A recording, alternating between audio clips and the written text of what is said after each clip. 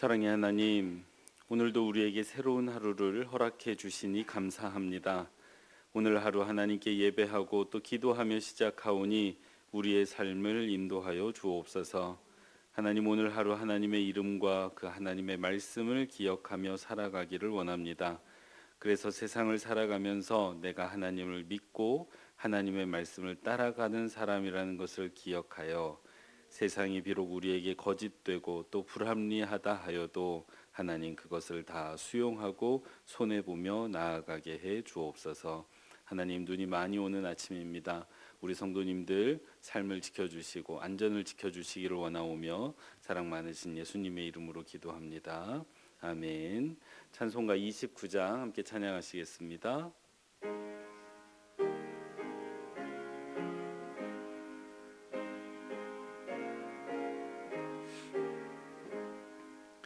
성도여 다 함께 할렐루야 아멘. 주 찬양하여라 할렐루야 아멘.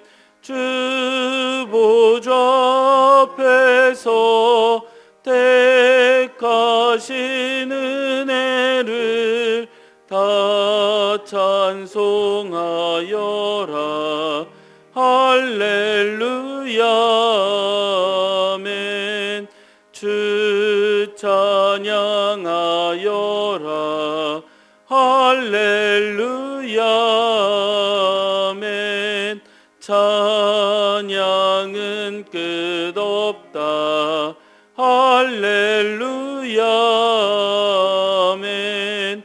거룩한 집에서 준총 기리며 늘 찬송 부르자 할렐루야 아멘. 아멘. 최은주 집사님 기도 인도해 주시겠습니다. 사랑하는 하나님 아버지, 우리를 가장 잘 아시고 우리에게 용기와 능력을 주셔서 승리하게 하시는 주님을 찬양합니다. 아멘. 선물로 허락하신 소중한 하루, 매 순간 주님 안에 머물며 말씀으로 우리의 내면을 채우도록 도와주시옵소서. 2025년 신년 집중 기도회를 통해 각자의 자리에서 믿음의 결단을 한 성도들 기억하여 주시고 삶의 우선순위를 예수 그리스도로 재정렬하여 말씀과 기도로 무장하게 하옵소서. 아멘. 어려움의 순간마다 암송했던 말씀이, 묵상한 말씀이 먼저 가득 차오르기 원합니다. 신실하신 하나님 아버지, 어제부터 내일까지 2박 3일 동안 고등부 동계 수련회가 진행 중에 있습니다. 수련회의 모든 시간 속에 깊이 임재하시는 하나님을 만나게 하시고 아멘. 세상 가운데 살지만 절제할 줄 아는 거룩함을 지켜내는 하나님의 자녀로 살아가도록 도와주옵소서. 아멘. 세상의 흐름에 휩쓸리지 않고 주님이 기뻐하시는 길에서는 빛의 자녀로 살게 하여 주옵소서. 아멘.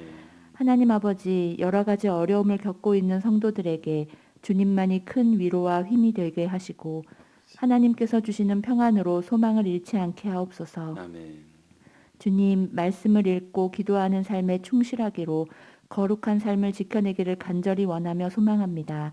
하나님과 더 가까이 살아 오늘을 꽉 채우겠습니다. 우리의 모든 것 되시는 예수 그리스도의 이름으로 기도합니다. 아멘. 오늘 함께 살필 하나님의 말씀은 여호수아 9장 16절에서 27절의 말씀입니다. 한 절씩 교독하시고 마지막 절은 합독하겠습니다. 그들과 조약을 맺은 후 사흘이 지나서야 그들이 이웃에서 자기들 중에 거주하는 자들이라 함을 들으니라.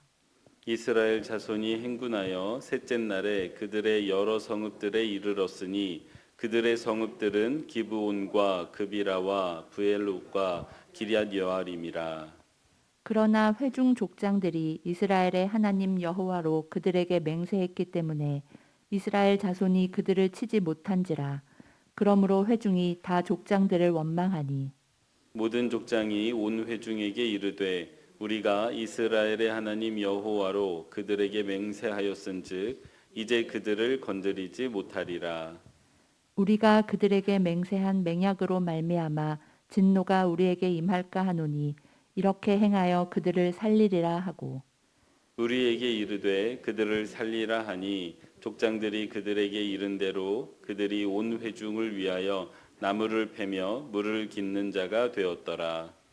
여호수아가 그들을 불러다가 말하여 이르되 너희가 우리 가운데에 거주하면서 어찌하여 심히 먼 곳에서 왔다고 하여 우리를 속였느냐 그러므로 너희가 저주를 받나니 너희가 대를 이어 종이 되어 다 내 하나님의 집을 위하여 나무를 패며 물을 깃는 자가 되리라 하니 그들이 여호수아에게 대답하여 이르되 당신의 하나님 여호와께서 그의 종 모세에게 명령하사 이 땅을 다 당신들에게 주고 이 땅의 모든 주민을 당신들 앞에서 멸하라 하신 것이 당신의 종들에게 분명히 들림으로 당신들로 말미암아 우리의 목숨을 잃을까 심히 두려워하여 이같이 하였나이다.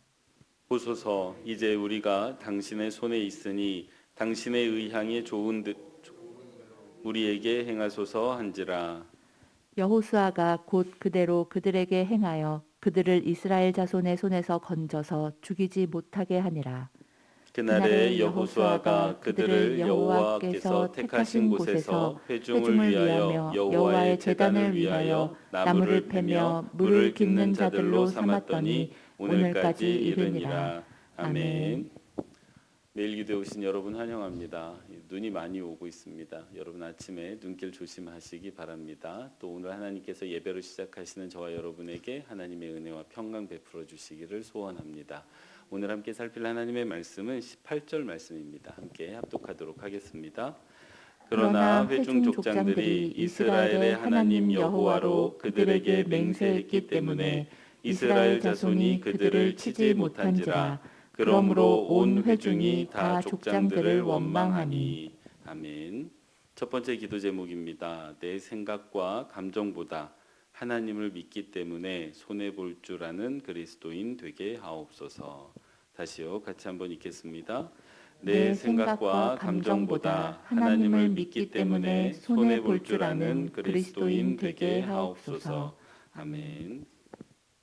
예, 오늘 우리가 함께 읽었던 본문은 바로 어제 말씀에서 이어지는 말씀입니다. 어제 본문이 어떤 내용이었는지 기억하시죠? 이 기브온 사람들이 있었습니다. 이 기브온 사람들이 임박한 전쟁에서 살아남기 위해서 이스라엘 백성과 화친을 맺기 위해 찾아오는 장면이었어요. 근데 이들이 가까이 살고 있었는데 가까이 살고 있다고 하면 화친이 성립할 것 같지가 않으니까 아주 먼 곳에서 온 사람들인 것처럼 속여서 즉 거짓말을 해서 그 이스라엘 백성과 화친을 맺는 장면이 나오고 있었습니다. 이 이스라엘 백성이 어떻게 하면서 어제 본문이 끝이 났냐면 이 기브온 사람들과 화친을 맺으면서 근데 이제 화친을 맺는 장면을 보면 그들이 가지고 온 양식은 받고 하나님께 여쭙지 않았더라라는 표현이 나와요. 그 하나님께 여쭙지 않고 그들과 조금은 급하게 화친을 맺어버리는 장면에서 끝이 났습니다. 근데 이제 오늘 본문으로 넘어오게 되면 그렇게 화친을 맺은 지 얼마 되지 않았어요. 며칠 됐냐? 3일 됐습니다. 3일 만에 소식 하나가 전해지는데 무슨 소식이냐? 그들이 멀리 사는 백성이 아니라는 거예요. 바로 요 앞에 사는 백성이라는 거예요. 조금만 가면 나온다는 거예요. 이 소식을 들은 여호수아와 백성들이 어떻게 했습니까? 깜짝 놀랐겠죠. 이거 무슨 일이야? 하고 이게 군대를 꾸려가지고 사람들을 꾸려가지고 출발을 했습니다. 확인을 해봐야 되잖아요. 그래서 딱 3일 만에 그러니까 그들이 여호수아와 백성들로부터 떠난 지 3일 만에 소식이 전해졌던 것처럼 딱 3일만 걸어갔더니 기브온 성읍이 나온 거예요. 거기에서 이스라엘 백성들 여호수아가 만난 사람들이 누구겠습니까? 딱 일주일 전이에요. 일주일 전에 자기를 찾아왔던 그 사람들이 거기에서 살고 있는 거예요. 그 사람들을 봤을 때 여호수아와 백성들이 어땠겠습니까? 이게 참 황당한 노릇이죠. 속았다는 생각이 들었을 거예요. 왜 아니겠습니까? 이 속은 게 분명하죠. 그 사람들의 얼굴이 보이는 순간 아, 우리가 실수했구나. 저들이 우리에게 거짓말을 행했구나. 우리가 완전히 속았구나. 그러면 우리 안에서 무슨 감정이 올라오죠? 화가 올라옵니다. 화가 나기 시작한 거예요. 속았다는 사실 이제 화가 나서 이 조약을 파기해야 된다라는 생각이 들었을 것입니다. 오늘날에도 그렇죠. 여러분 오늘날에도 사람과 사람이 계약을 맺는데 그 계약서를 썼습니다. 근데 계약서를 쓰고 보니까 저 반대편 사람이 그 계약에 또 다른 사람이 거짓말을 한 거예요. 거짓말을 바탕으로 계약을 맺으면 오늘날 법정에서 그 계약을 유효하다고 합니까? 취소해 줍니까? 취소해 줘요. 실제로 집 거래를 하거나 뭐 전세 계약을 할 때 뭐 집을 파는 사람이나 집을 내놓은 사람이 거짓 정보를 바탕으로 집 계약서를 쓰면 그게 무효가 됩니다. 혼인도 그래요. 혼인 관계도 저 상대방 배우자가 거짓 정보를 바탕으로 나에게 거짓말을 해서 혼인 관계가 성립을 하고 법적인 관계가 되면 혼인 무효 소송을 할 수가 있습니다. 그럼 혼인이 취소가 돼요. 그래서 결혼했다는 사실이 사라집니다. 마찬가지 아니겠어요? 저들이 우리에게 와서 이런 거짓말을 통해서 분명히 이스라엘 백성 여호수아가 이야기했거든요. 너희들이 우리와 가까이 사는 것 같은데 우리가 어떻게 조약을 맺겠느냐? 너희가 우리 적인데 어떻게 화친을 맺겠느냐라고 했더니 거짓말을 한 거예요. 그렇기 때문에 거짓을 바탕으로 한 화친이기 때문에 이거 무효요 라고 충분히 말할 수 있지 않겠습니까? 그게 맞는 것 아닙니까? 솔직히 말해서요. 그래서 이스라엘 백성들이 이 화친 취소하자. 이 화친 무효다. 이거 파기하자. 그리고 나아가서 우리가 지금 여리고성을 공격하고 아이성을 공격해가지고 무너뜨렸던 것처럼 이 큰 성읍 기브온도 우리가 공격해서 무너뜨리자. 이 백성을 치자라고 주장하기 시작했습니다. 그 장면이 어디 나오느냐? 18절에 나오고 있어요. 18절 말씀을 잘 보면요. 그러나 회중 족장들이 이스라엘의 하나님 여호와로 그들에게 맹세했기 때문에 이스라엘 자손이 그들을 치지 못한지라. 그러니까 이스라엘 백성들이 치고 싶어 했어요. 근데 그들이 치지 못한 이유가 무엇입니까? 이 족장들이 설득했기 때문이에요. 족장들이 이럴 수 없다. 우리들이 저들을 공격할 수 없다라고 설득했기 때문에 이스라엘 백성이 치지 못한 것입니다. 그래서 이스라엘 백성들이 뭐라고 말하고 있습니까? 족장들을 원망했다라고 되어져 있습니다. 자, 그러면 우리가 이 말씀을 읽으면서 갖게 되는 궁금증이 있어요. 저는 궁금하더라고요. 왜 족장들이 백성들로 하여금 그렇게 하지 못하게 했을까? 제가 생각해도 백성들의 이야기가 맞거든요. 그잖아요. 거짓말을 바탕으로 맺은 화친조약이라니까요. 이 거짓 계약이라니까요. 그러니까 파기하는 게 맞죠. 그리고 공격하는 게 맞죠. 그랬다고 해서 하나님이 뭐라 하시겠습니까? 거짓말을 행한 저들을 단죄하는 게 오히려 하나님의 뜻에 맞다라고도 생각할 수 있지 않겠습니까? 그런데 왜 막아섰냐고요. 왜 족장들이 이 백성들을 막아섰냐라는 질문이 생겨납니다. 자기들이 성급하게 맺은 화친 조약이니까 여기서 백성들을 따라가다 보면 우리의 면이 서지 않으니까, 그러니까 우리의 권위가 서지 않으니까 이거 우리가 뱉은 말이니까 그냥 우리가 말한 대로 해야 돼 라고 주장하는 것일까요? 그렇지 않습니다. 18절 말씀을 다시 보면 회중 족장들이 이스라엘의 하나님 여호와로 그들에게 맹세했기 때문이라고 설명을 하고 있어요. 그러니까 이 족장들이요, 이 여호수아가 이 화친 조약이 잘된 조약이라고 생각하지 않아요. 이거 틀린 거야. 이거 잘못된 거야. 우리가 속은 거야. 억울한 거야. 당한 거야. 이거 화친 조약 맺으면 우리가 손해 보는 거야. 라는 거 알고 있습니다. 알고 있는데 이 조약을 맺을 때 하나님의 이름을 앞세웠다는 거예요. 그러니까 이 조약을 깰 수가 없다는 거예요. 이거 아주 쉽게 말하면요. 우리는 하나님을 믿는 백성이기 때문에 이거 잘못된 거 알아. 잘못된 거 알고 손해 볼 수밖에 없다는 거 알아. 근데 우리는 하나님 믿는 백성이잖아. 그러니까 이렇게 할 수밖에 없어. 라고 이야기하고 있는 거예요. 그렇게 설득하고 있는 거예요. 그러니까 이 백성들이 억울한 거예요. 이 마음이 답답한 거예요. 이게 내가 왜 손해 봐야 되냐는 거예요. 그게 지금 오늘 우리가 읽은 말씀입니다. 사랑하는 성도 여러분, 여기에 우리가 배워야 할 영적인 교훈이 담겨 있다고 느껴지지 않으십니까? 이스라엘 백성은요, 그 백성들은요, 그 공동체는요, 자신들이 생각할 때 그 잘못된 거예요.